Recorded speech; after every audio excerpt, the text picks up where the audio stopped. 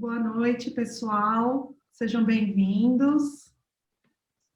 Muito boa noite, obrigada pela participação de vocês. Nós vamos assistir hoje uma aula muito interessante com a doutora Rita Carmona. Vamos só aguardar um pouco os colegas entrarem para a gente poder começar, né? Isso. Vamos ver quem está aí. Boa noite, Bruna. Tem duas Brunas aí. Kilder, Ellen, Miriam, Patrícia, Adjana, Cláudia. Muito bem-vindas. Essa noite fria. Frio. Kilder sempre, em todas as aulas, acho que se um dia eu for dar uma aula e o Kilder não estiver assistindo, eu vou ficar bem triste. Ah, ele já é... Porque não, o Kilder é a pessoa mais estudiosa, mais sensacional que tem, viu? Nunca vi. Isso é muito bom. Ele é sensacional. Quando eu crescer, eu quero ser 1/10 do que ele é, estudioso. Olha, que elogio hoje, hein? Ganhou a noite. Ele sabe disso. Ele é um querido, um fofo, você não tem noção. Nossa, que bacana. É legal, né? Quando a gente ama o que faz, não tem melhor, né? A gente se empenhar, né? Vamos só aguardar mais uns momentinhos. A Patrícia já deixou um recadinho. Saudades dos presenciais, eu também tô, Patrícia. Será que um dia a gente volta para os presenciais? Eu acredito que a gente volta, né? Só ter um pouquinho mais de paciência, né? A gente fazer tudo certinho para a gente poder... passou o meliante aqui. Hoje é bem o assunto, né, doutora? Vamos só aguardar mais um pouquinho, os colegas entrarem. Eu já passo a palavra aí para a doutora Rita.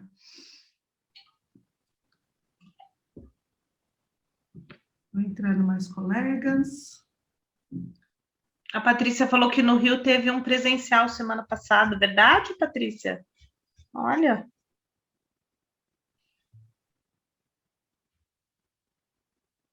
Mas eu não tenho muita coragem de ir em presencial ainda, não. Da Flavinha, da Flávia. Tá difícil. Flávia é sensacional também.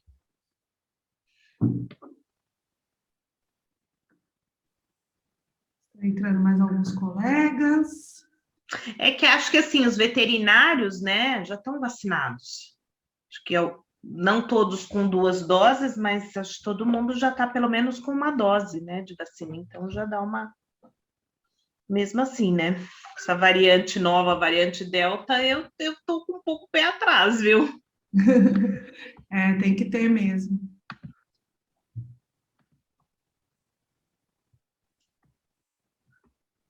Bom, eu vou apresentar um pouquinho do que vai ser hoje, né?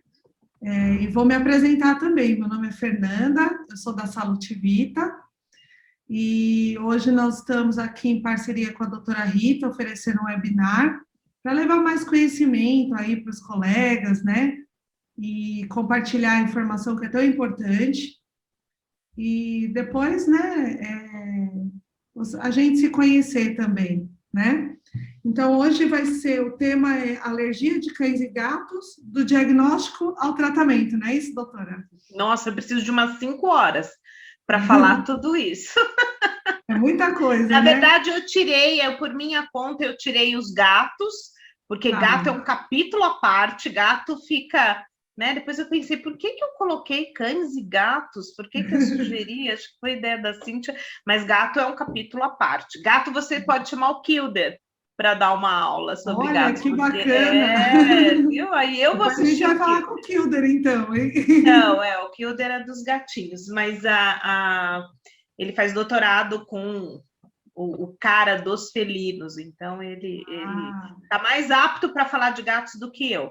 Mas, na verdade, a gente hoje vai bater um papo, né, sobre, eu acho que assim, eu já olhei, uma grande parte das pessoas que estão aqui, pelo menos eu estou vendo aqui, eu conheço, agora entrou a Ana Karine, são todas a Diana, quer dizer, e é gente que a gente olha assim o nome, você fala, que vontade de ver presencialmente essas pessoas, né?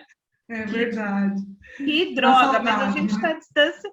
Então, assim, são pessoas que, né, uma grande parte aqui que eu vi são pessoas que já trabalham com dermato, quer dizer, e mesmo, né, quem é clínico geral, de repente se interessa por esse assunto, eu pensei assim, eu vou mostrar algumas coisas que não é novidade nenhuma para ninguém que está aqui, ou talvez para poucas pessoas, e ótimo que seja para a gente aprender, mas eu queria bater um papo depois com você, Aninha aí. Faz tempo que a gente não se vê, hein, Ana?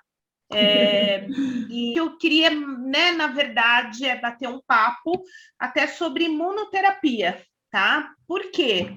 Eu não sei se vocês sabem, mas a Salute Vita está ligada com a ALK, ou a ALK está ligada com a Salute Vita, e quem me apresentou, né? Não me apresentou, mas assim, quem sempre me estimulou muito a estudar, ir atrás de imunoterapia, de teste alérgico, a conhecer um pouco melhor, quem sempre me estimulou muito, foi a Cíntia, né, que é da ALK, e sempre me apoiaram muito, e todas as dúvidas que eu tenho até hoje sobre teste alérgico, sobre extrato, isso e aquilo, eu perturbo o pessoal da ALK, tá? Que aí é Salute Vita. Então, falei mais do que coisa, eu vou comentar um pouco sobre imunoterapia, tá? Posso compartilhar como que... Pode, eu vou passar então agora para a doutora. Boa aula a todos e a gente se vê lá no final, novamente. Isso. Boa aula, gente. Obrigada, viu? Eu vou compartilhar minha tela agora.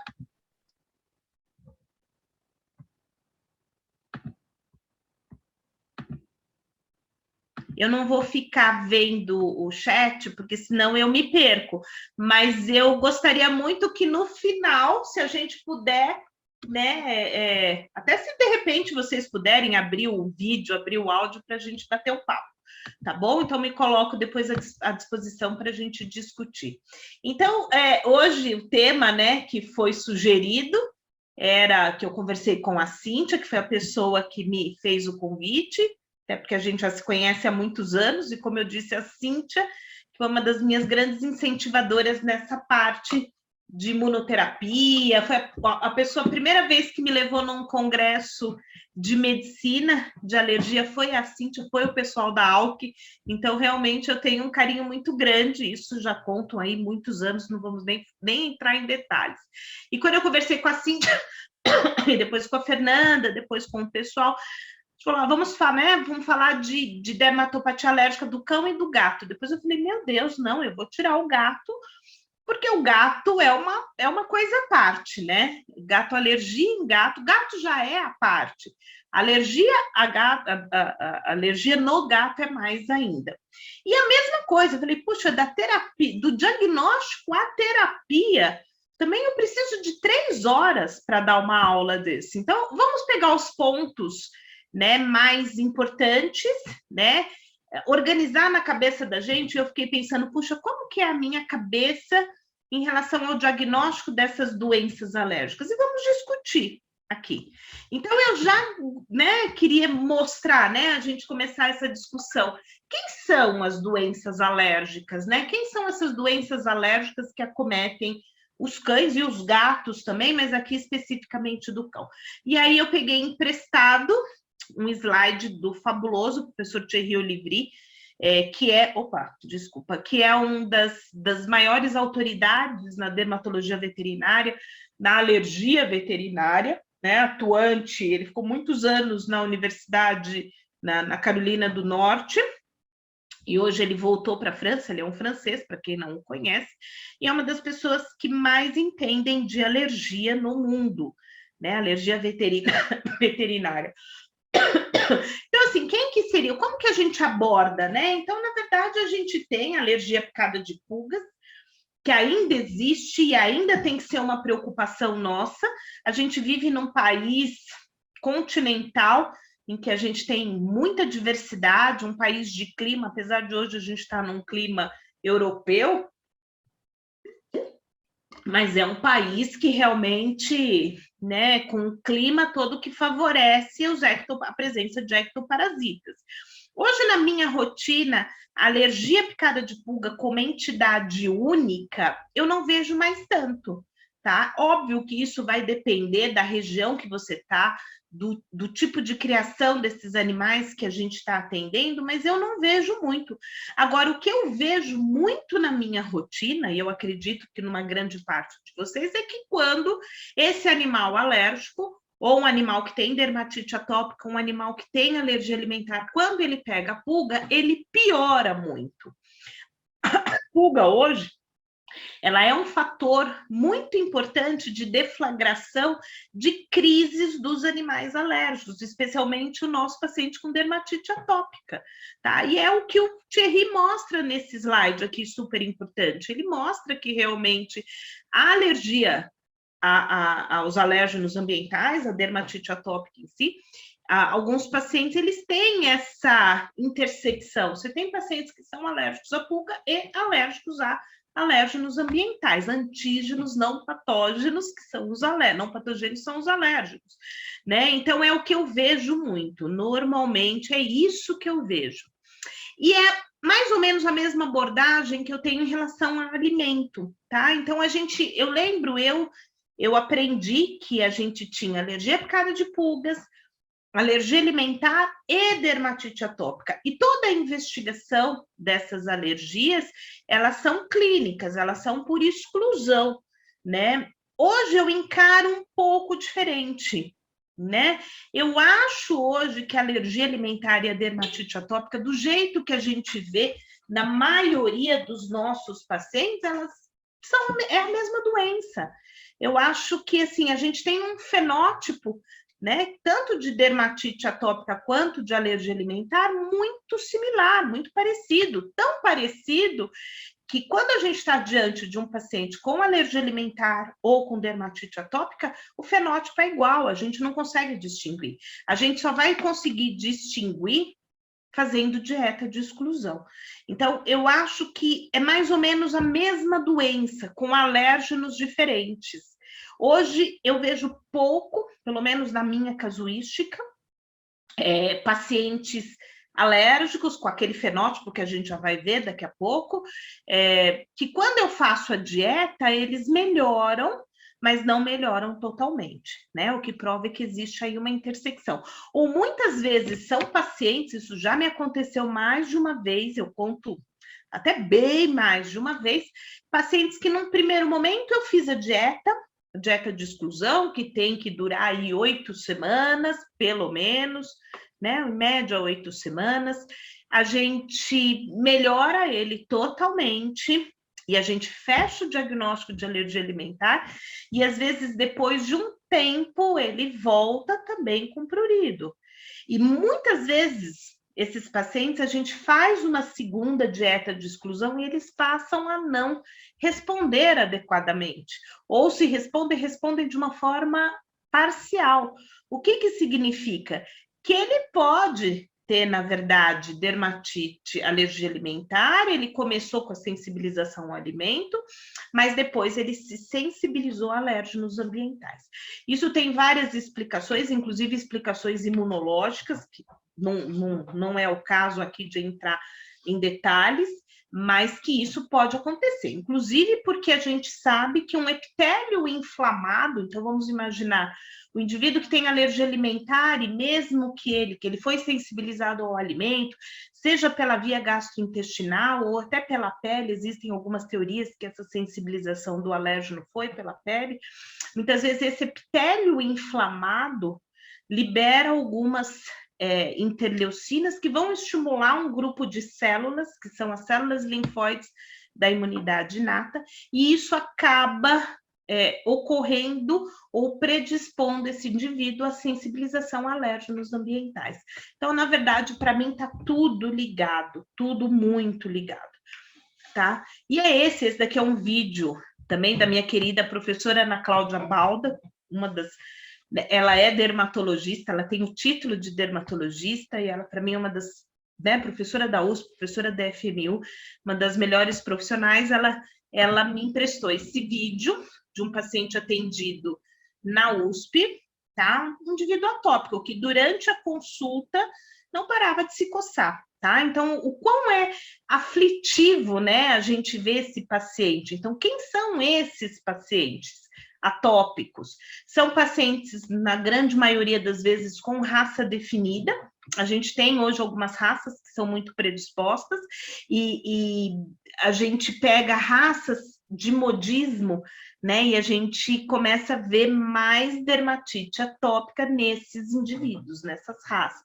E o que eu tenho visto muito também, mais recentemente, é animais sem raça definida também com dermatite atópica. E o pior, essa é uma doença, alergia é uma doença de animal jovem, tá? Seja qual for das 3 alergias, se a gente for separá-las, 70%, 80% dos cães, eles iniciam as primeiras manifestações entre 1 e 3 anos de idade, mas também eu tenho visto cada vez mais pacientes mais jovens com alergia, seja dermatite atópica, seja alergia alimentar. E aí, a partir do momento que esse paciente, então eu fiquei pensando, como que eu faço o diagnóstico, né? Como que é o diagnóstico? Acho que todos nós aqui. A partir do momento que eu excluí pulga, que eu fiz a exclusão, que eu fiz o uso de antipulgas, e hoje a gente tem realmente antipulgas sensacionais, a gente tem aí as isoxazolinas, que hoje perfazem a maior parte do mercado de pulicidas, extremamente eficazes e que conseguem fazer um controle muito bom da alergia à picada de pulga. Então, a partir do momento que eu excluo pulga, que esse paciente chega para mim, ele já tem a exclusão de pulgas, de uma maneira até meio até simplista, a gente acaba aplicando esses critérios de Favreau, tá? Então, para quem não conhece, Favreau é um dermatologista europeu, ele é da Suíça, de Zurique, também um dos grandes pesquisadores em relação à alergia, e ele montou 2 tipos de critérios, seria o critério 1 e critério 2, a partir do momento que você exclui pulga, e dentro desses critérios existem alguns itens, tá? E se esse paciente, ele, por exemplo, nesse critério 2, se ele atende pelo menos 5 itens, a gente tem uma especificidade no diagnóstico de dermatite atópica de 80%, tá? Se você atende 6 desses critérios, você tem 93% de especificidade em relação ao diagnóstico de dermatite atópica.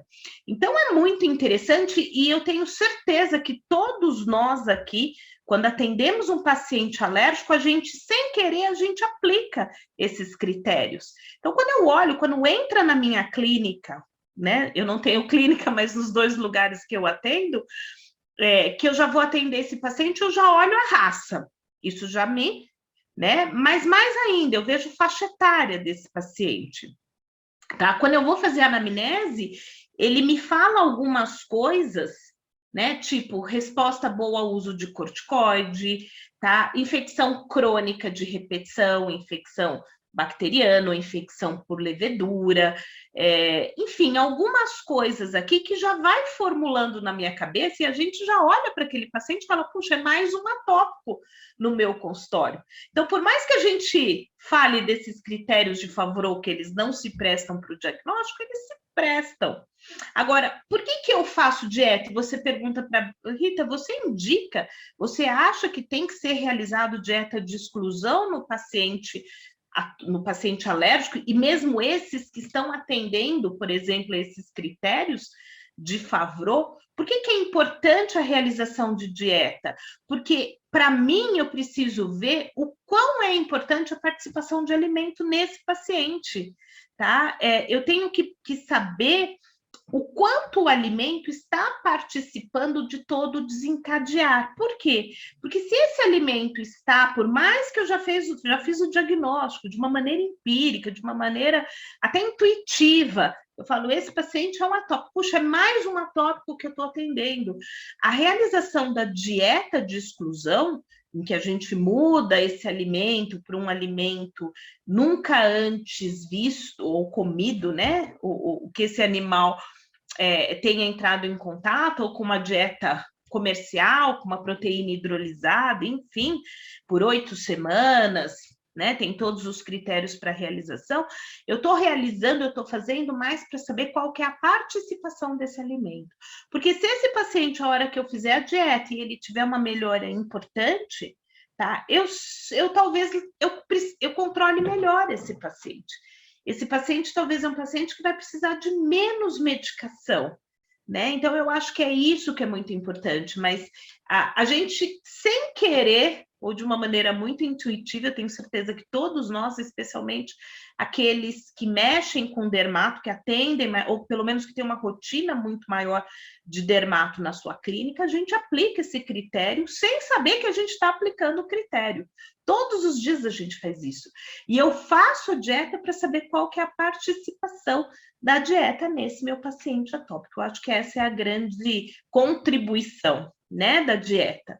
Enfim, mas o que é, agora também de uma maneira muito geral, o que é a dermatite atópica? Gente, a dermatite atópica é uma das doenças mais complexas que a gente tem, tá? Na dermatologia, não que a gente não tenha outras complexas, mas essa é uma doença que me fascina já há muito tempo, porque eu aprendi lá na minha graduação, tudo bem que isso faz milhões de anos, não vamos nem dizer quantos anos, mas ela é uma doença que vem me fascinando, porque quando eu aprendi, a gente tinha uma ideia totalmente diferente dela. E hoje, cada vez que eu estudo, cada vez que uma aula que eu assisto de dermatite atópica, eu vejo que tem algumas novidades. Eu acho que eu tenho certeza que todo mundo aqui tem essa mesma impressão. Então, é uma doença que se retroalimenta. São vários fatores aqui envolvidos no desencadear da dermatite atópica. A gente tem uma base genética, isso é fato. A gente atende muitas vezes famílias de cães que todos são atópicos, todos têm dermatite atópica, então a gente percebe que existe aí um fator genético, mas não é tudo. A genética não explica tudo, até porque hoje a gente sabe que dependendo do ambiente que esse indivíduo vive, ou da microbiota que foi formada, talvez até no seu intestino, isso é muito falado, a gente tem possibilidades de que esses genes eles sejam ligados ou desligados, né? Tem muitos genes que fazem processo de metilação de DNA, tá? E que vão ser expressos, então a gente pode ou não ter expressão de alguns genes, que vão fazer o quê? Né? Então, na verdade, ou alterações de barreira cutânea, muitas vezes primária, com alterações genéticas, a gente vai ver isso, e uma desregulação imunológica. Esse sistema imune do paciente é desregulado.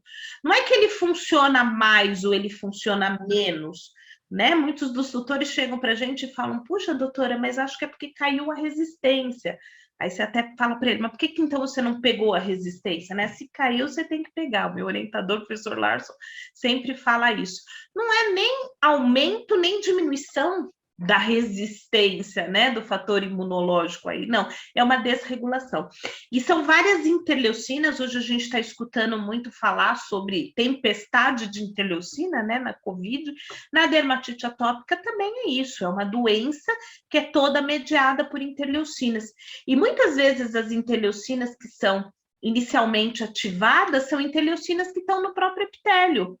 Então, essas interleucinas, por exemplo, TSLP, IL-33 e IL-25, não vamos entrar em detalhes, são interleucinas que são liberadas pelo epitélio e elas fazem uma comunicação direta com células da imunidade inata, que são as ILCs, que vão predispor, que vão ajudar essa resposta, ativação, por exemplo, de resposta TH2, TH22 e posteriormente de TH1, TH17.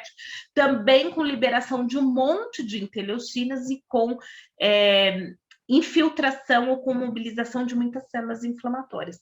E é muito engraçado porque esse ciclo vai se retroalimentando, tá? Então, muitas vezes esse indivíduo ele tem uma disfunção de barreira cutânea, mas a inflamação piora, tá? Ou às vezes ele nem tem essa disfunção primária, é a inflamação que está gerando, só que a hora que você gera uma disruptura dessa barreira cutânea, mais interleucinas vão ser formadas pela própria pele, tá? Que vão ativar mais o processo inflamatório. Então, vai aí, você tem uma retroalimentação. Uma outra coisa, o principal sintoma, a gente já viu, a principal manifestação, melhor dizendo, do paciente com dermatite atópica é o prurido. né? E o prurido, apesar de ser uma consequência da dermatite atópica, inclusive mediado por algumas dessas interleucinas, ele também funciona como um deflagrador da dermatite atópica, porque quanto mais eu me coço, mais eu vou lesar esse epitélio, mais reativo esse epitélio vai estar, e mais reativo, mais formação de interleucinas.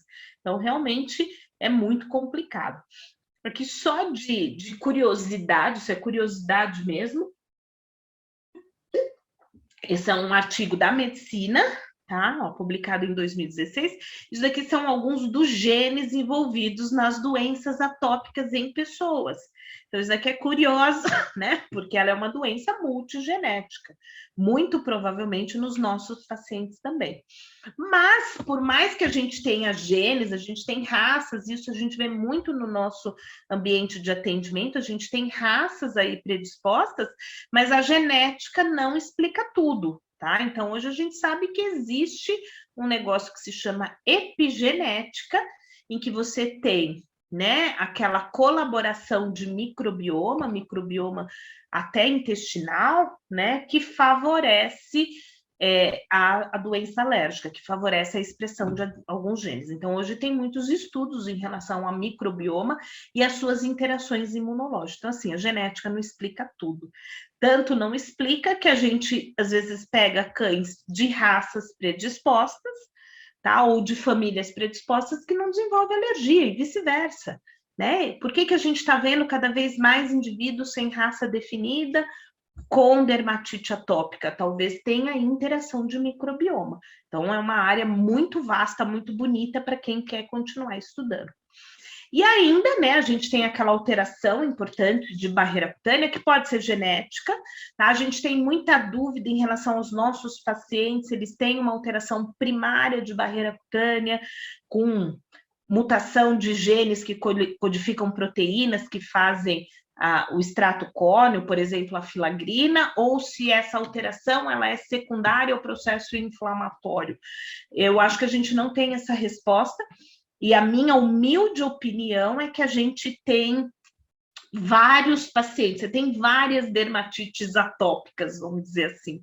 Às vezes o fenótipo é igual, mas o endótipo, que são todas aquelas interleucinas, né, aquilo que está dentro, aquilo que está desencadeando aquele quadro é diferente de um paciente, de outro paciente.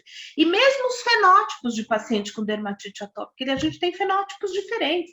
E parece, muitas vezes, a gente tem fenótipos que são raciais. Por exemplo, às vezes você atende um shih tzu alérgico, tem um fenótipo muito peculiar, né? Aquela disbiose cutânea importante, aquela, né, acometimento de região cervical, de região ventral, com muita malacesiose, com muita infecção bacteriana, otite. E muitas vezes você pega um bulldog francês com um fenótipo diferente. Será que eles têm a mesma dermatite atópica? Será que eu posso dizer que nenhum deles tem alteração primária na barreira cutânea? Todos os estudos até hoje que mostraram essa alteração, eles usam fenótipos distintos nos seus estudos. A gente precisaria estudar isso um pouco mais fragmentado. Mas, de qualquer forma, gente, mesmo, né, se a gente ficar aqui discutindo quem veio antes, o ovo ou a galinha, quem que veio primeiro a alteração de barreira cutânea e depois a alteração imunológica ou vice-versa, é uma conversa que não vai levar a nada. O importante é que o nosso paciente com dermatite atópica, ele sempre vai ter uma alteração de barreira cutânea. E eu sou uma das maiores defensoras, né, de que sim, a hidratação dessa pele, a utilização de repositores de barreira cutânea, sim, é importante para o paciente atópico. Não é só uma questão cosmética, tá? É uma questão de recuperação dessa função que é alterada. Porque, gente, mesmo que isso daqui não seja primário, olha quantas interleucinas que são inflamatórias, que são liberadas no processo alérgico, alteram essa barreira cutânea. Tá? E a pele do nosso paciente atópico, por melhor que ela seja macroscopicamente, ela sempre vai ser inflamada, né? Ela sempre vai ter um grau de inflamação. E a participação, inclusive, da microbiota nessa barreira cutânea também é muito importante. Olha, a dermatite atópica é uma doença de mil faces, né? A gente tem vários fatores aí, e um dos fatores também é o Staphylococcus. Esses daqui são estudos, né, da medicina veterinária. Uma das grandes estudiosas em microbiota, a professora Aline Hoffman, que é uma brasileira que atua na Universidade do Texas. Eu sei que ela está mudando, eu conversei com ela essa semana, ela está indo para a Flórida, né? Eu já fiquei bem entusiasmada em fazer um estágio com ela na Flórida, né? Assim que a pandemia acabar, daqui uns 10 anos, mas ela é uma das grandes estudiosas de microbiota, de desbiose da pele de animais atópicos. E a gente sabe que o indivíduo atópico, ele tem uma pele desbiótica, tá? A grande parte deles, com uma grande proliferação de estafilococos. Esses estafilococos, eles são produtores de muitas toxinas que também estimulam a liberação daquelas alarminas que disparam, né, ou que favorecem a resposta imunológica do alérgico.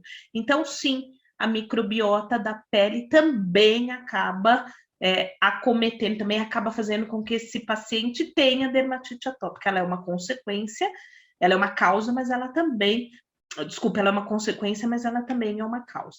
E o fator imunológico, quer dizer, é realmente um mapa do inferno. Eu não vou aqui, não é o escopo, nem o escopo da aula, ficar falando de imunologia, mas a gente sabe, quer dizer, e é uma reação em cadeia, maravilhoso, eu acho isso muito bonito. Tem muito mais coisa para se descobrir.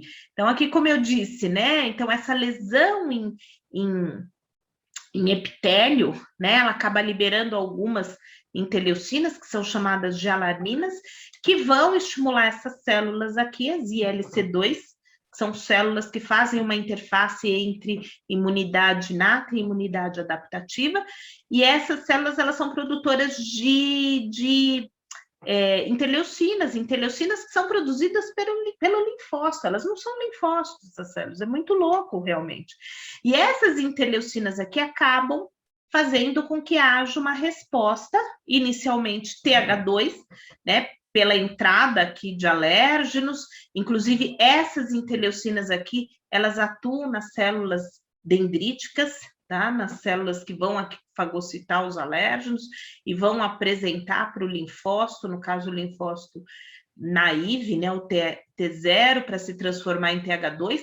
Então, inicialmente, essa resposta TH2 é bastante importante, mas esse paciente ele acaba tendo, com o passar do tempo e com a individualização dele, aí também você tem fatores individuais, tendo outras respostas, tipo uma resposta TH1 que vai levar mais à inflamação, à migração de células inflamatórias.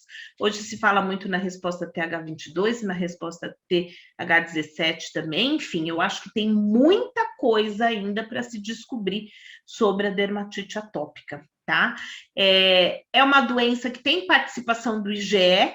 Na minha época, a gente achava que era só o IgE que participava, mas não é só isso, tá? Você tem outras tantas interleucinas, e não só essa imunoglobulina que fica na parede do mastócito, como desencadeador da dermatite atópica. Então, muitas vezes a gente fica só olhando isso daqui, essa parte da resposta imunológica, e isso não explica tudo, tá? Como que é o cara, né? Então, como que é o fenótipo, como que é o retrato desse paciente com dermatite atópica? Então, ele tem aqui manifestações que são muito clássicas, né? Muitas vezes o acometimento da face, região peribucal, periocular, de interdígito, de face palmar e face plantar, de membros, né? Flexuras, região abdominal, região axilar, acometimento de pavilhão auricular e sempre a face interna do pavilhão auricular. Numa grande parte das vezes, eles vêm apresentando otite eczematosa, que pode evoluir para uma otite fúngica, malacésia, e muitas vezes depois com bactéria, com estenose, tá? Então, esse processo inflamatório, ele pode induzir muito a estenose de condutos auditivos, e tem algumas raças que são mais que fazem essa estenose com uma maior facilidade. Eu não sei se vocês percebem isso também, mas para mim é muito, quando eu vou atender um Golden, ou quando eu vou atender um Maltês, eu percebo que eles têm, o próprio bulldog francês, eles tendem a fazer muito essa estenose de condutos, e tem outros que não.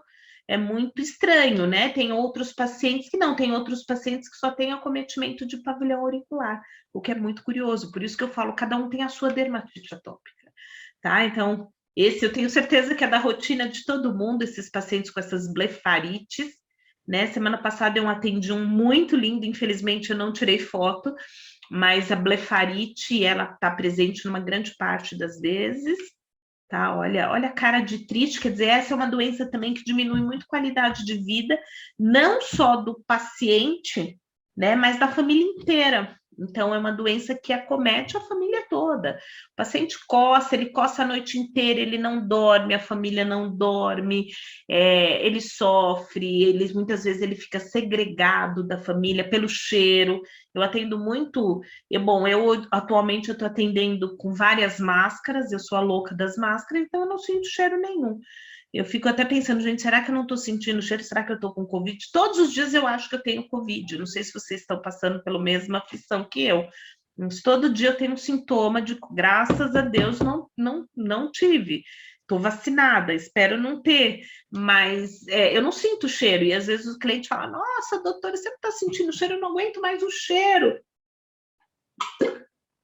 Ninguém na família aguenta o cheiro, né? Então, você vê que eles são segregados, esses pacientes. Olha esse, um quadro bastante crônico. O Beagle também é uma raça muito também peculiar, também faz um fenótipo próprio, tá? Também com essas blefarites, otite, pododermatite, hiperplásica, né? Com remodelação tecidual. Então, você imagina que esse tecido remodelado, inflamado, ele também está participando do processo, quer dizer, e às vezes é muito importante que a gente diminua essa inflamação, que a gente diminua essa lambedura, né? Porque isso também perpetua todo o processo, né? Olha aqui, região peribucal, tá? Também tem paciente que... E isso, em literatura, eles referem muito, eles relacionam muito com alergia alimentar, pacientes que comem e coçam, né? Logo depois da ingestão de alimento, tá? Que aí mostra talvez uma reação de hipersensibilidade tipo 1, que é aquela reação imediata, tá? Ou então até por ação local do alérgeno, no caso a comida, né? Então isso é muito relatado na alergia alimentar. Não só, né, na dermatite atópica eu vejo também bastante. Essa é uma área muito propícia à desbiose. E lembra, principalmente a bactéria, a levedura, e elas também estão ali estimulando o sistema imune, né? Então, também é muito importante, quando existe uma desbiose, a gente também descolonizar essa pele, essa região, pelo menos tentar controlar, tá? Olha aqui. Olha, a hiperplasia, né? De conduto, quer dizer... e muitas vezes, como eu disse para vocês, às vezes é só a alteração de pavilhão auricular. Às vezes a gente faz a otoscopia, esse paciente não tem uma otite tão importante. Em outros deles, existe sim uma otite muito importante. Olha que lindo, parece que a gente está entrando na caverna do demônio, né? Então, com essa hiperplasia, tá? Aqui o paciente em flexura, eu sempre gosto, principalmente nessas regiões, e sempre quando eu observo que existe um certo grau de descamação, eu gosto de fazer citologia para ver, e normalmente esses pacientes, eles têm aqui ou proliferação de bactéria, ou levedura, ou as duas coisas, e lembra disso, a gente precisa tirar, a gente precisa descolonizar essa pele, tá? Não adianta nem a gente pensar em tratar com antipruriginoso ou fazer qualquer coisa se eu não descolonizar essa pele, tá? Olha aqui. Tanto a malacésia quanto o estafilococcus, eles estão fazendo reações de hipersensibilidade. O estafilococcus, ele está liberando um monte de endotoxinas, né, de toxinas, que fazem uma resposta imunológica importante. Olha aqui a malacésia, né, a gente consegue sentir o cheiro, né, olhando essa foto eu consigo sentir o cheiro. Essa daqui, ela também pode ser por decorrente de proliferação bacteriana, então sempre é importante a gente fazer citologia, tá, para diferenciação.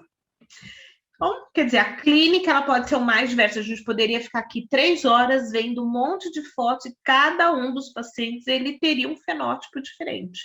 tá? Então, isso a gente já está aplicando um pouco os nossos critérios, talvez não de Favreau, mas os nossos critérios. Óbvio, esse paciente ele tem que ser tratado, né? Tem que ser feito a prevenção de pulgas, e é importante que se faça dieta quando possível. A gente sabe que muitas vezes não é possível fazer dieta por conta de adesão desse tutor, mas é importante a gente saber o quanto esse alimento está participando. Ele não participa nada, ele participa bastante, é muito, é 100% a participação. Por quê, gente? Porque uma das premissas, né, do tratamento da dermatite atópica é a gente identificar e afastar os fatores, né, que desencadeiam deflagradores. E alimento, se você conseguir fazer a dieta adequadamente, a dieta de exclusão e posteriormente a dieta de provocativa, e a gente descobrir exatamente qual é o alimento, é muito fácil. Numa grande parte das vezes, tem outras vezes que não. É muito fácil a gente tirar ele do contato. Então, fica mais fácil a gente controlar essa doença. Agora, como que eu afasto um paciente alérgico a ácaro de ambiente, que é a maioria dos nossos pacientes? Hoje, o nosso grande vilão são os ácaros, tá? Então, como que eu afasto isso? A gente pode minimizar. Então, a gente pode fazer controle ambiental, fazer uso de capa antiácaro, porque os cachorros dormem com a gente, que delícia nesse inverno, né? A gente dormir com o cachorro, com o gato. Então, eles vão dormir junto, embaixo do cobertor. Então, o importantíssimo uso de capa, você higienizar, usar produtos químicos, né? Tem hoje no mercado várias coisas. Eu tenho, por exemplo, um filtro de ar, que eu nem sei se serve muita coisa, mas eu sou louca, eu comprei um desses filtros de ar, porque eu acho que o filtro de ar vai filtrar o SARS-CoV-2 e vai me livrar. Então, olha a loucura da criatura. Mas isso talvez possa ajudar a gente a diminuir ácaro, tá? De ambiente. Então, quer dizer, mas a gente não consegue tirar totalmente, tá? Mas é importante. Restauração da barreira cutânea, como eu disse para vocês, apesar de ter muita controvérsia, né? Será que ela é primária? Será que é secundária? Mas eu acho extremamente importante essa restauração. E, obviamente, o controle da inflamação e do prurido. Eu acho que assim, eu tenho pouquíssimos, eu acho que eu nem consigo mais contar nos dedos, de pacientes que só fazer né, tirar fatores desencadeantes, fazer controle de barreira cutânea, eu consigo controlar o caso. Muito difícil. E mesmo que eu consiga controlar nesse primeiro momento, eu sei que lá na frente esse paciente vai entornar o caldo dele. Dificilmente ele vai ficar um paciente do bem, né? Que eu só com a hidratação da pele eu consigo controlar. Outra coisa também que é importante é evitar irritantes dessa pele, então produtos químicos, enfim, isso tudo entra como irritante. Às vezes até roupa desses pacientes, né, que eles usam agora no frio, eles podem ser fatores irritantes. Então, a gente controlar tudo isso. Agora, uma grande parte dos nossos pacientes vai ter que fazer uso de anti-inflamatório, vai ter que controlar essa infecção e controlar o prurido. Tá? Então, assim, a gente viu que o prurido, primeiro que ele diminui muito a qualidade de vida, mas ele também é importante no desencadear. E hoje, gente, a gente tem no mercado, né? Eu sou da época do corticoide, que a gente tinha aí, né? O corticoide, ele é bom, porque ele tem diversos alvos de terapia, né? Ele bloqueia praticamente toda aquela cascata, né, que acontece aquele mapa do inferno que acontece na dermatite atópica, mas em contrapartida a gente tem mais efeitos diversos. O corticoide hoje não, sempre, né, ele foi uma arma muito poderosa e hoje cada vez mais somente para tirar de crise. Com algumas exceções, a gente vai deixar o corticoide para controle para o resto da vida. Então, a gente tem, apesar de hoje a gente ter mais recursos terapêuticos para dermatite atópica, a gente tem pacientes que não respondem, que só vão responder com o uso de corticoide. E aí a gente vai ter que manter esse paciente com corticoide, né? Mas o quanto mais eu não usar o corticoide melhor, ou pelo menos usar só em fases de crise. E a gente tem outras terapias, a gente tem ciclosporina, tá? A gente tem o oclacitinib e hoje uma terapia-alvo, que é o anticorpo monoclonal anti-L31, que é o Cytopoint, tá? Lembrar que cada um deles, eles têm uma via de ação diferente, tá? E como que eu seleciono? Sempre me perguntam, Rita, mas o que você gosta mais? Você gosta mais de ciclosporina ou você gosta mais do oclacitinib? Você gosta mais do Cytopoint ou você gosta mais do Apoquel? Não sei, eu gosto de todos, né? E a gente seleciona, né? Cada paciente, como eu disse, né? O paciente, cada um tem a sua dermatite atópica. Então, é muito difícil a gente generalizar, né? Então, assim, como que eu seleciono esse meu paciente, né? Para cada uma das medicações? Pelo fenótipo. Então, às vezes, o fenótipo me ajuda, aquele paciente que tem mais uma inflamação, eu sei que eu vou precisar usar medicamentos que tenham mais ação anti-inflamatória, né? Então, que tem a pele mais espessada. Esse eu preciso, talvez, de medicações que diminuam a deposição dessas células inflamatórias. A idade desse paciente é um fator também, o que ele tem de comorbidade, as contraindicações de cada uma das medicações, eu tenho que conhecer cada uma dessas medicações, obviamente evidências de eficácia, tá? A gente vê falando muito isso, né? E a gente às vezes recebe paciente uns tratamentos muito estrambólicos, né? Para não dizer outra coisa, então a gente tem que ter evidências de eficácia, o custo desse tratamento, obviamente, porque o tutor ele precisa aderir ao tratamento. E para isso, gente, a gente precisa de educação. A gente precisa que esse paciente entenda a doença, entenda a complexidade da doença, até porque, numa grande parte das vezes, a gente vai precisar mudar a terapia, tá? Então, muitas vezes tem um paciente que está seguindo muito bem com uma certa forma de terapia, e a gente precisa, no meio do caminho, mudar, porque ele para de responder, porque ele muda a dermatite atópica, ela muda, né? Ela se remodela, né? Então, o paciente atópico, ele vai ser um paciente para o resto da vida, e às vezes isso é muito de difícil entendimento por parte do tutor.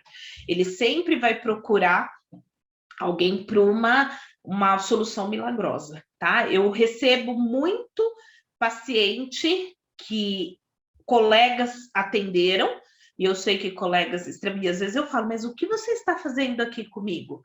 Né? Volta para Ana Karine, volta para Diana, né? Então, a gente... Por quê? Porque ele vem atrás de mim porque ele acha que eu vou dar uma solução milagrosa, e isso não existe. Isso eu acho que é uma das maiores dificuldades, e eu acho que nós ainda pecamos muito, apesar de que a gente conversa muito com os nossos clientes, mas eu acho que faltam muitas campanhas de educação em relação à dermatite atópica ou à doença alérgica como um todo para a população, para o leigo, para o dono, para o tutor, né, para o proprietário. Na minha época era proprietário, tá? E aqui, de novo, um slide que eu roubei, entre aspas, do professor Thierry Olivry, tá? Em que ele mostra, né, justamente aqueles alvos, né? O corticoide, ele acaba pegando uma quantidade muito maior daquelas interleucinas. Então, não só das interleucinas, mas de todas as células que participam da dermatite atópica. A ciclosporina, ela pega um pouco menos, tá? O oclacitinib, menos, ele age muito seletivamente, né, na dose preconizada pelo fabricante com algumas interleucinas, tá? E o Lockvetimab, que é o Cytopoint, ele age especificamente na interleucina 31. E antigamente a gente achava que a interleucina 31, ela tinha como única função o prurido, né? E hoje a gente sabe que não. Interleucina 31 também participa de alteração de barreira cutânea e também participa de uma maneira até secundária, mas com a inflamação cutânea. Então, na verdade, o Cytopoint aqui, ele não vai agir só no prurido, também, e que é muito importante, mas ele também bloqueia alguma sinalização aí, inclusive de inflamação, tá? Cada paciente vai responder de uma forma diferente. Como eu disse, não existe uma receita de bolo, né? A gente vai ter que ponderar várias coisas para discutir, para escolher a melhor terapia para aquele paciente. E outra, acompanhar esse paciente. A gente precisa ver ele mais numa figura completa.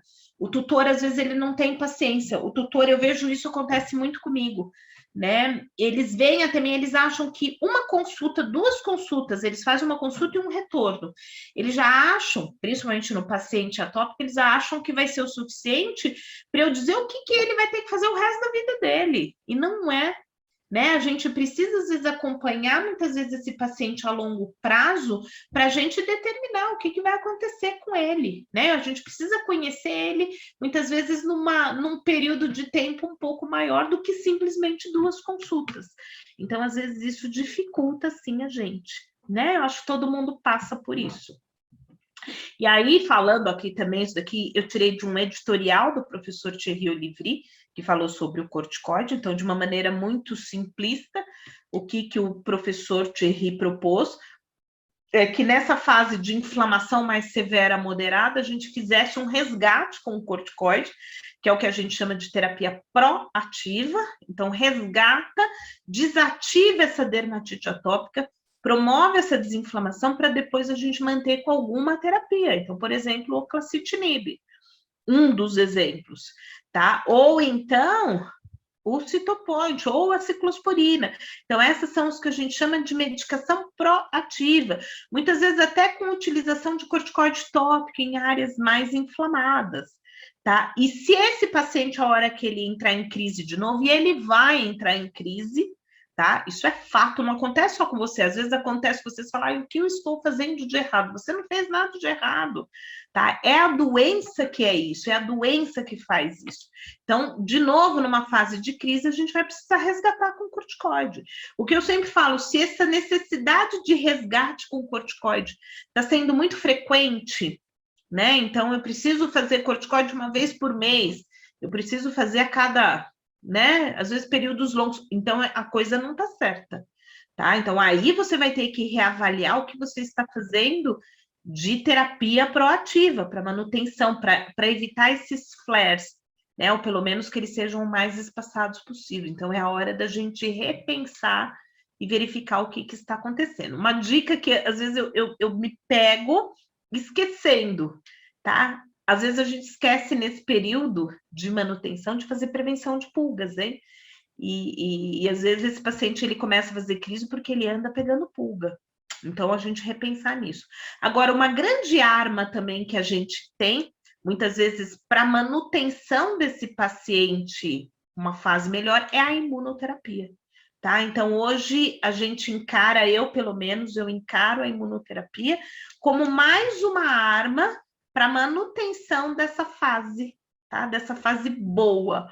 A imunoterapia não é a solução de todos os problemas, não é a cura para o nosso paciente, tá? Então, a imunoterapia, chamada de imunoterapia alérgena específica, e mais recentemente de imunoterapia com alérgenos, tá? É uma terapia, a gente acha que é uma coisa nova, não, ela é super antiga, tá? Para vocês terem uma ideia, em 2010 ela fez 100 anos, comemorou 100 anos. A descoberta de imunoterapia se deu aqui em 1910 por esses 2, né, senhores, Leonard Nuss e John Freeman, né, que, obviamente, de uma maneira muito rudimentar, eles nem sabiam o que eles estavam fazendo, tá? Mas a imunoterapia, ela vem se adequando, né, vem se cada vez mais, com mais conhecimento, se adaptando, e hoje com né, perspectivas aí de coisas muito bacanas a serem feitas,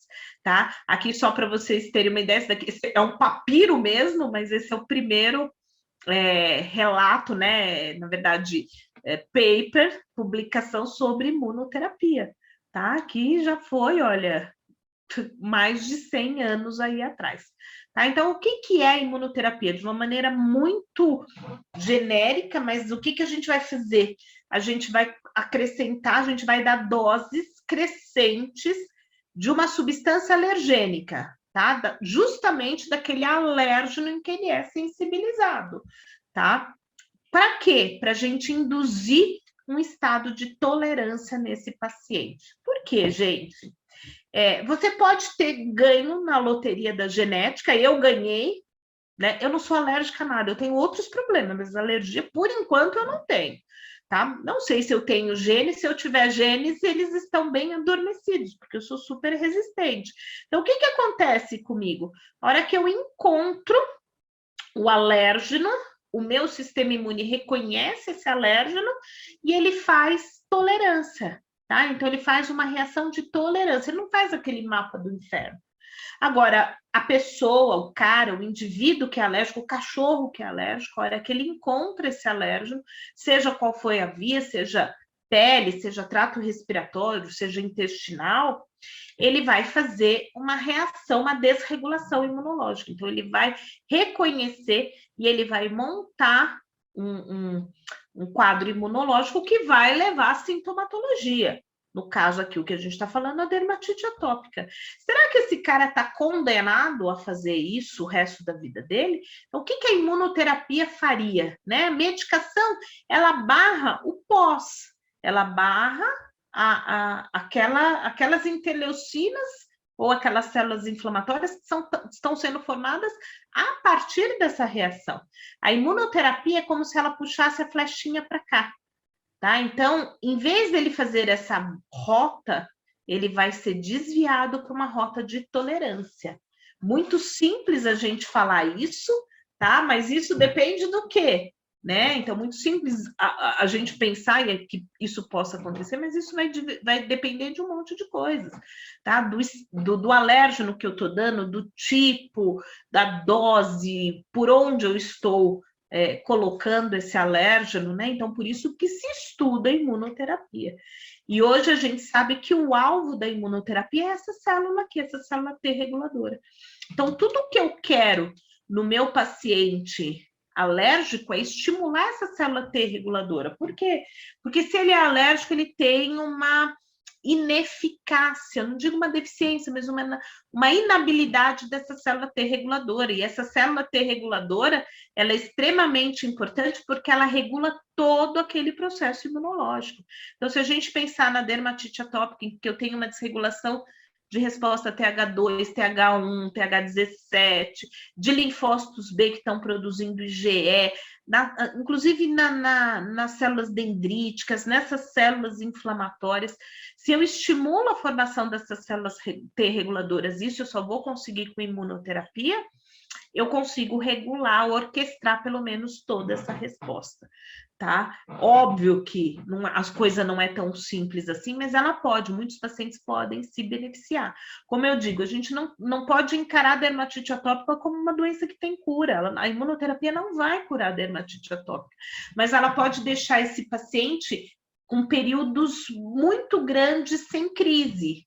E muitas vezes essa crise, quando ocorre, ela ocorre de uma maneira mais branda. Muitas vezes esse paciente, ele vai diminuir medicação, o que às vezes é muito importante. Ele vai começar a responder com medicações que tenham menos efeitos adversos. Então, me fascina esse tipo de terapia. Tá?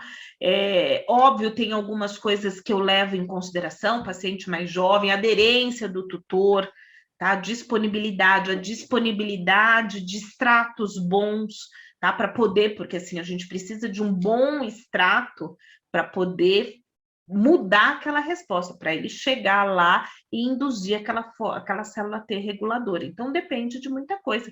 E depende dos testes alérgicos. E os testes alérgicos são dependentes de bons extratos padronizados, tá? De qualquer forma, imunoterapia demora um tempo também para a gente ver a resposta. Essa semana eu atendi uma paciente minha que está fazendo imunoterapia e ela está há 3 meses, 4 meses, e ela me perguntou, né, essa semana, segunda-feira eu atendi, ela falou, Rita, você acha que eu devo continuar? Porque ainda ela não viu melhora, mas isso é normal. Eu falei, não, tá dentro do esperado. Às vezes a gente tem pacientes que vão melhorar só depois de 6 meses, 1 ano de terapia, tá? Cura existe? Como eu disse para vocês, não existe cura, né? A dermatite atópica não tem cura, mas a gente pode fazer com que esses pacientes fiquem melhores. E aqui falando de uma maneira muito também rápida, tá? Porque senão daqui a pouco vocês me jogam tomate, né? Que eu vou... Daqui a pouco começa a novela, a gente tem que ver a novela, tá? Império. Mas aqui é só para mostrar, a gente tem algumas formas, né, de fazer o teste, e é importante a realização do teste para eu escolher exatamente o alérgeno e para eu poder fazer uma seleção melhor desses alérgenos. Eu posso fazer o teste sorológico, que vai mensurar para mim IgE circulante, mas eu também posso fazer os testes in vivo. Isso daqui é um teste intradérmico, tá? Que foi realizado, inclusive, por um colega, que é o Luiz Ducartes. No começo a gente fazia muitos testes juntos, tá? Esse daqui foi um teste intradérmico, que a gente vê aqui a reação. Óbvio, tem uma maneira de você mensurar isso, para você saber quem é positivo e quem é negativo, mas é interessante. E atualmente a gente vem cada vez mais fazendo, eu particularmente, o teste, o prick test, ou teste de puntura, tá? Em que a gente coloca o extrato aqui, e quando eu estou colocando o extrato aqui, o que eu estou, né, mensurando? O IgE que está grudado no mastócito. Então, a gente imagina que tem um mastócito ali cheio de IgE pendurado nele, a hora que eu jogo o extrato, né? E se ele encontra um IgE, esse IgE sempre vai ser específico para cada um dos alérgenos, ele vai explodir esse mastócito, e esse mastócito, a hora que explode, ele tem a formação de uma pápula, que a gente mensura, tá? Esse daqui é o extrato que a ALK, inclusive, me forneceu, tá? Aqui um teste recém-feito, ou não, aqui só a marcação, a gente faz na lateral do tórax, tá? Aqui ele já, né, a gente vê que assim, o teste intradérmico, ele faz uma pápula muito pequena, às vezes eu tenho muita dificuldade na interpretação, olha aqui, tá? Ele é muito mais fácil a execução, mas a interpretação dessas pápulas fica um pouco mais difícil, tá? Aqui um bonitinho, esse meu paciente, ó, um bulldog francês atópico, AVAR, né? Com um fenótipo muito novo, eu gosto muito de fazer imunoterapia em pacientes jovens. Por quê? Porque eu sei que talvez esse sistema imune seja mais fácil de essa estimulação da célula T reguladora, até porque a célula T reguladora, existem estudos que sugerem, eles não provam, mas sugerem que esses pacientes eles podem prevenir sucessivas ou outras ou consecutivas sensibilizações. Então, quanto mais cedo você fizer, melhor, né? Até porque você quer tirar a medicação. Esse é um paciente que faz imunoterapia comigo já há 1 ano e meio, 2 anos quase, e ele está muito bem. Ele toma medicação, mas ele está super bem controlado com a imunoterapia, tá? Infelizmente, a maior parte dos nossos pacientes em imunoterapia, eles têm que receber para o resto da vida deles, tá? Diferente em seres humanos, ou o que a gente vê em literatura, que se fala em média de 3 a 5 anos, tá? Eu já tive paciente que estava bem, quando eu tirei imunoterapia, ele voltou a se coçar, tá? Então, na maioria das vezes, a gente mantém o resto da vida. O que normalmente, o que eu me preocupo em testar? Ácaro de ambiente, a gente sabe que os ácaros de ambiente, principalmente esses 3 aqui, esses 3 primeiros, eles são os mais importantes, e São Paulo é muito importante a ácaro, tá? Mas também eu gosto de testar para gramas, pólen de gramas, fungo de ambiente, que não é tão importante assim para os nossos pacientes, mas dependendo da região em que ele vive, do jeito que ele vive, pode ser, mas não é uma coisa que eu me preocupo, e eu, sinceramente, na minha rotina, eu não vejo tanta positividade a fungo, tá? Essa daqui é uma bateria, foi o que a gente começou, foi inclusive sugerida pela ALK, pela Cíntia, aí da ALK, que ajudou, fui eu e o Luiz que começamos primeiro a fazendo, era o que a gente fazia lá no passado, então a gente fazia esses ácaros, hoje eu aumentei um pouco meu portfólio de ácaros, tá? Mas, ó, extratos que tinham um mix de gramíneas, hoje eu separo essas gramas, tá? Mix de árvores, de flores, aqui a gente também tem que ver muito se ele tem contato, se faz parte do ambiente dele, e os fungos de ambiente, tá? Eu acho que vale a pena, é uma área muito bacana, é uma área bem bacana, e eu acho que assim, a ALK é um dos meus laboratórios, é o laboratório de maior apoio meu para a imunoterapia. Eles têm uma equipe bem bacana, tá? Inclusive, eu às vezes eu amolo bastante eles, tá? Então, acho que fiquem à vontade para procurar Salute Vita para amolar bastante, vocês amolarem bastante em relação aos extratos, eles me ajudam muito, tá bom? Queria agradecer novamente o convite, agradecer a Cíntia, Fernanda, que está aí, muito obrigada pelo convite, foi um grande prazer, e quem sabe a próxima vez a gente não está presencial, né? A gente não está juntos aí para se abraçar daqui uns 10 anos, eu acho, né? Mais ou menos, para a gente tá... menos, doutora. Oi? Espero que um pouquinho menos. Será, Fernanda? Quem sabe, né? Vamos ver, não sei. Eu não sei, eu não tenho nem esperança. Porque a hora que eu vejo que a coisa vai, né? Vai melhorar, vem uma variante nova, coisa de novo, então, sei lá, eu não quero mais criar expectativas, Fernanda. Mas, gente, estou aqui, né? Deixa eu dar uma olhada no chat para ver se tem alguma pergunta. Tem algumas perguntas ali no chat. Você quer que a Ana Karine falou que ela já viu na medicina alergologistas fazerem imunoterapia. Não é só na medicina, viu? Na veterinária tem, inclusive, alguns trabalhos sobre imunoterapia empírica, quer dizer, só mais ou menos pela região a gente achar que ele é uma possibilidade, mas assim, o nome já está dizendo, né? Imunoterapia alérgeno específica. Se você for o mais específico possível, é melhor, né? Inclusive, hoje na medicina, você tem aí estudos com moléculas, né? Com recombinantes, eles não sabem se isso é melhor ou pior, mas enfim, bem... Eu prefiro fazer ele específico, Ana, tá? Nos Estados Unidos, eles vendem uns comprimidos de alérgeno, né?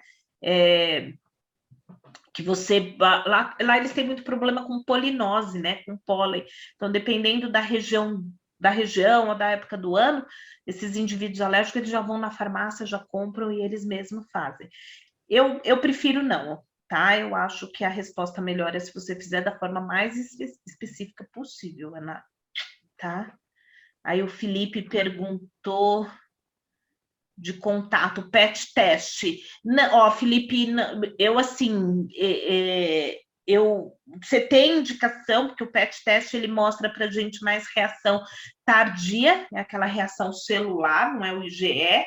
Ele não se presta para você escolher imunoterapia, então se você for fazer o PET teste para alérgenos ambientais, não é porque para você fazer imunoterapia você tem que comprovar a participação do IgE, e aqui não, aqui a gente tá? E tem indicação para alergia alimentar, para a gente ver a sensibilização a alérgenos alimentares. O professor Marconi, que trabalhou, né? O Marconi realmente é um dos grandes pioneiros na área de alergologia veterinária, ele tem um trabalho muito bonito com PRIC, PET, teste para alérgenos alimentares, e ele viu uma correlação de mais ou menos 80% com o resultado negativo, ou seja, aquilo que é negativo, você tem 80% de chance de realmente ser negativo, então, em teoria, você pode pôr na dieta. Para falar, Rita, e você? O que você acha? Eu não costumo usar nem o PET e nem o PRIC com alimento para seleção de dieta, tá? Eu não tenho muito, até porque a gente viu, né, nesse trabalho do Marconi, muito lindo o trabalho, você tem um valor preditivo negativo de 80%, não é de 100%. Tá? Então, você ainda pode ter falha, mas é interessante. Eu acho que a gente tem que aprimorar um pouco isso. E o Marconi realmente é um das grandes cabeças aí que mexem com alergia alimentar, tá? Mas eu não tenho o costume não de fazer. Tá? A Ellen usa extrato de alimento também no PRIC, então isso seria para a gente verificar a dieta.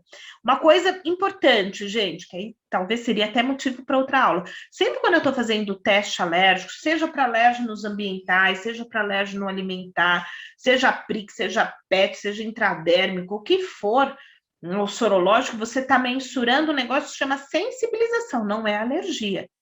Você está vendo, e outra, você está vendo uma partezinha da resposta imunológica, né? No caso do PET, a resposta de hipersensibilidade tipo 4, celular, e a do PRIC, do intradérmico, do sorológico, a resposta tipo 1, de hipersensibilidade tipo 1, é o IgE que eu estou vendo. Eu estou vendo só uma parte da resposta. Eu não posso, de maneira nenhuma, dizer, por mais que ele seja positivo, que ele é alérgico, ele é sensibilizado. São coisas diferentes. Ele pode ter montado a resposta imunológica, mas muitas vezes ele ainda tem células T reguladoras funcionando que estão segurando, e ele não está fazendo a alergia, tá? Então, eles são sensibilizados. É a mesma coisa para alimento. Então, quando você faz qualquer um desses testes para alimento, você está fazendo para selecionar a dieta. Quando a gente faz o teste alérgico para dermatite atópica, eu não estou fazendo o teste alérgico para diagnóstico, estou fazendo o teste alérgico para fazer imunoterapia. E na imunoterapia, eu preciso verificar aquela resposta IgE. Imunoterapia funciona para paciente que faz resposta IgE mediada, tá? Não sei se eu fui clara, mas é interessante, uma área muito bonita, tem muita coisa na veterinária ainda a ser pesquisada, a ser olhada, tá? Mais alguma coisa? Não sei se as pessoas querem comentar. E aí, Fernanda? Estou vendo aqui. As pessoas foram correndo assistir a novela, Fernanda, eu acho. Eu também estou achando. Eu acho. A Aninha, você só quero elogiar, mas a Ana não tem nem, Fernanda, ó, desconsidera. A gente é amiga há 500 anos. Ela é... Eu também adoro você, Aninha. Ela é uma querida amiga aí também. A Ellen perguntou, boa pergunta, Ellen. Você perguntou se eu faço mais oral ou subcutâneo. Eu faço mais o subcutâneo, viu? Por quê? Apesar assim, qual que seria a diferença, né? Então, o oral, você tem, né, menos trauma, e na cavidade oral a gente tem muito mais célula apresentadora de antígeno com perfil tolerogênico, tá? Então, em teoria, ela pode ter respostas melhores. A gente não tem nenhum trabalho, tá, na medicina veterinária que diz para mim quem que é melhor. Qual que é a resposta melhor, subcutânea, oral? Tem alguns trabalhos que sugerem que a resposta oral seja melhor. Sabe qual que é o problema? É que o oral, pelo menos na minha rotina, eu vejo menos aderência do tutor. Eles esquecem, tá? Eles esquecem. Então, a subcutânea eu acho mais fácil. Eu acho que a adesão do tutor com a subcutânea é maior, tá? Na maioria das vezes. Então, eu faço mais subcutânea, tá? Aí o Felipe perguntou sobre o teste sorológico, qual a empregabilidade na sua rotina? Ótima pergunta. Naqueles pacientes que eu não consigo fazer o teste agora eu faço mais o PRIC, mas o intradérmico, que seja, qual é esse paciente? É o paciente que tem uma pele sempre muito ruim.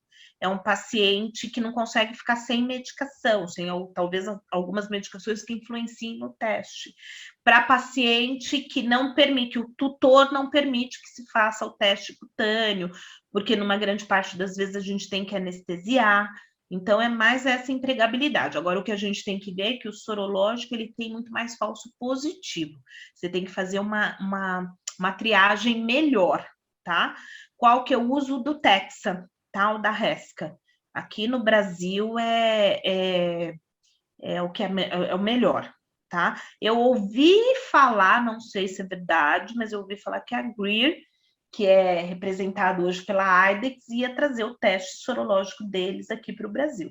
A Greer, que é uma empresa americana de teste, de extrato, eles são muito bons, tá? Mas a gente não tem no Brasil. Então, mas me disseram que iam trazer, não sei se é verdade, viu, Felipe? Mas eu uso quando eu uso o sorológico, eu uso do Texa, tá? A Graziele perguntou qual concentração que você inicia. Depende. Tem protocolos. A própria ALK, né, ela pode sugerir alguns protocolos, algumas concentrações. Hoje eu tô começando com uma concentração um pouco maior, tá? Então, mas isso depende do extrato, de como ele tá, se ele tá em PNU, se ele tá em... Mas normalmente, sabe o que você faz? Um conselho que eu dou. Se você for fazer com uma... A do Tex, ele já manda para você, como diz o Ronaldo sempre fala isso, ele já vem com manual de instruções, né? Se você for fazer com a ALK, por exemplo, pede a sugestão de pauta, né, de imunoterapia para eles vão sugerir para você. Hoje o que eu estou fazendo é começar com uma concentração um pouco maior, porque assim, a imunoterapia ela é dividida em duas partes, a fase de indução e a fase de manutenção. A fase de indução, ela serve simplesmente para esse paciente não ter um choque anafilático, porque se eu começar com uma dose alta, ele pode fazer uma reação de anafilaxia, ele pode fazer muito efeito colateral. Então, a gente começa com mais diluído e você vai subindo aos poucos, até entrar na fase de manutenção. A fase de manutenção é a fase terapêutica, é a dose terapêutica. Então, se você perde muito tempo com a fase de indução, demora muito para você ter a resposta. Então, hoje eu estou encurtando um pouco mais isso, tá? Por que que eu estou encurtando? Porque a gente vê que em cão a gente tem menos efeito colateral do que tem em humanos, tá? Humanos, eles começam de uma forma muito diluída, tá? Para evitar riscos de choque anafilático, tá? Então, por isso. Assim, o indicado em humanos é que se faça no consultório do médico, tá? Para justamente não ter... A gente manda o nosso tutor fazer em casa, né? E no começo a gente começa uma dose bem pequena e uma frequência maior. Tá? Então, você vai subindo. Mas um conselho que eu dou, se você for fazer imunoterapia, liga lá na Salute Vita que eles vão te orientar, tá bom? Beijo, Ellen! Bonitinho. Até parece, imagina. Eu vou ficar metida. Não parece. Vocês são suspeitos, Ellen, para falar. Vocês são muito suspeitos, não vem com essa, não. É verdade. Será que é isso? Será que tem mais alguma dúvida aí? Cíntia, aí, ó. Cíntia, você é sensacional. Cíntia, você que me botou nessa, viu? Você é a culpada, Cíntia. A Cíntia é a culpada. Eu conheci a Cíntia quando ela levava a cachorra dela, Nina, para eu tratar, né? E eu não dei jeito na cachorra dela, não. Mas a Cíntia, né, se empolgou e ela começou, gente, aí pronto. Aí o primeiro congresso de imuno, né, de alergia, quem me levou foi a Cíntia, que foi no Guarujá, você lembra, né, Cíntia? E quando a gente ainda podia fazer... Ellen, até parece, vai. Podia fazer congresso. Então, assim, quem me colocou nessa enrascada foi a Cíntia. A Cíntia é uma das culpadas. A Cíntia é o professor Fábio. Olha lá, quando a gente se aglomerava. Exatamente. Os dois culpados da minha vida da alergia aí é a Cíntia, né? Eu sempre falo isso, é a Cíntia e o professor Fábio Morato, que também é outro. Eu quero, Cíntia, eu quero.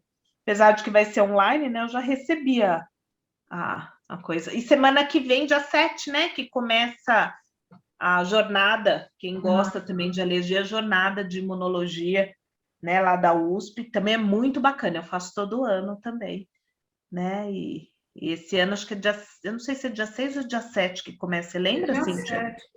É dia 7, né? Também vale muito a pena, gente. Eu já fiz todas. 7 a 10, isso mesmo. Vai ser a distância, vai ser remoto, mas paciência, né? Mas vale a pena também, né? Oi? Vale a pena também, né? Vale a pena. O ano passado foi remoto, foi bem bacana também. Eles conseguiram fazer, foi bem bacana. Isso aí. Acho que mais, gente? Doutora. Não tem Vamos ver a novela, né? Acho que o povo falou para ver a novela, mas a sua eu aula também tô achando. Boa.